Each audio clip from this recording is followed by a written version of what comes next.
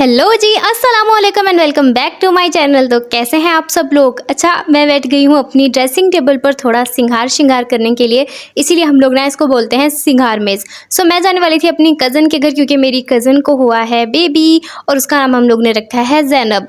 सो हम लोग वहीं पर गए थे, क्योंकि मेरी अम्मी लोगों की जॉइंट फैमिली है, तो मेरी कज़न भी वहीं पर रहती है और वो अपनी अम्मी के घर आई हुई थी। सो हम लोग वहीं गए थे और हम लोगों ने फिर इस खुशी में खाई थी मिठाई। वैसे ज़िंदगी का सबसे मुश्किल फ़ैसला होता है इस मिठाई वाले टोकरे में से एक चीज़ को सिलेक्ट करना। सो हम लोग बचपन में क्या करते थे कि अपनी कज़न को बोलते थे कि ये मैं ना अपने वाला तुम्हें टेस्ट कराती हूँ, तुम अपने वाला मुझे टेस्ट कराओ। सो हम 2 टेस्ट ले लेते थे।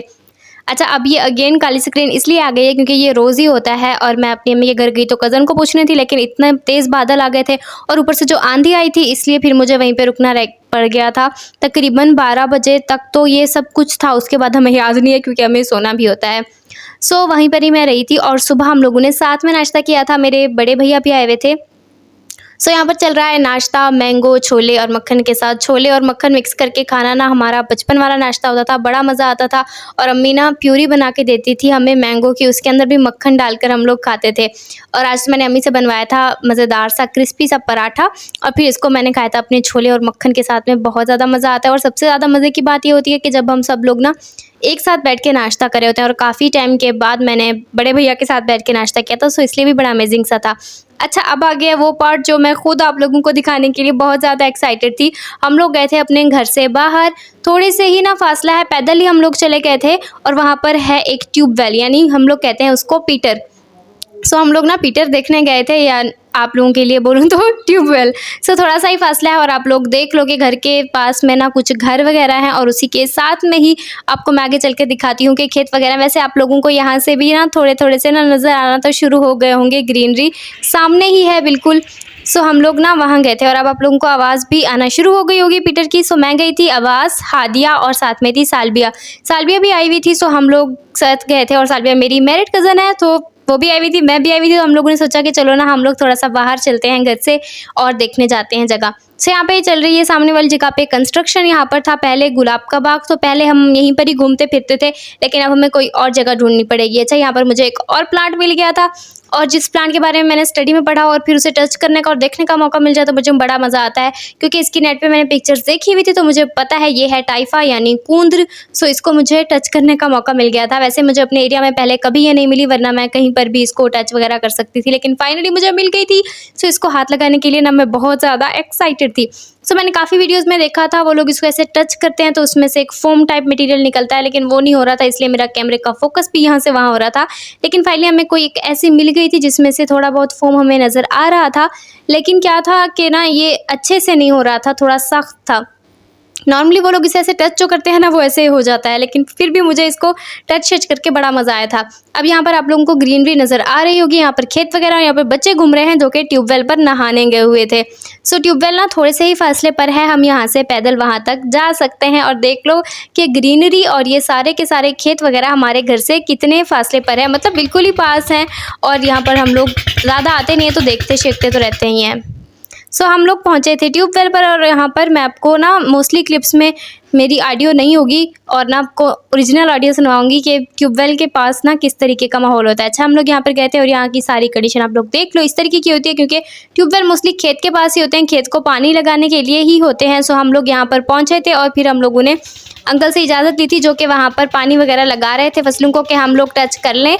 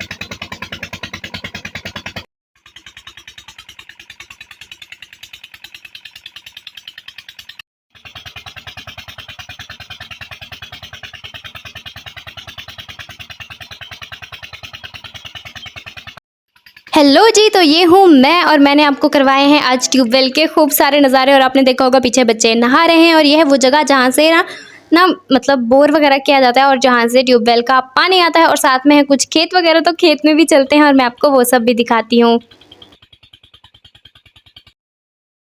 अब्बास है सबसे आगे आगे और अब्बास बना रहा था सबकी वीडियोस और यहाँ के नज़ारों की भी वीडियोस वगैरह। सो यहाँ पर सामने है भिंडियों के खेत। सो हम लोग इस वक्त जाएंगे भिंडियों के खेत में। और ये जी मैं पहुँच गई हूँ भिंडियों के खेत में।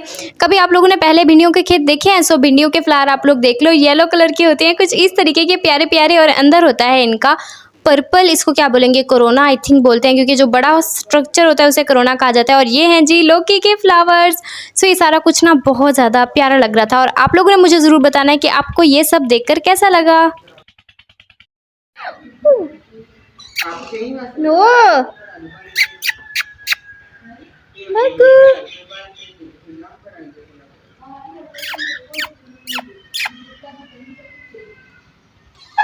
हे बग्गू की बीवी, सॉरी बग्गू का हस्बैंड।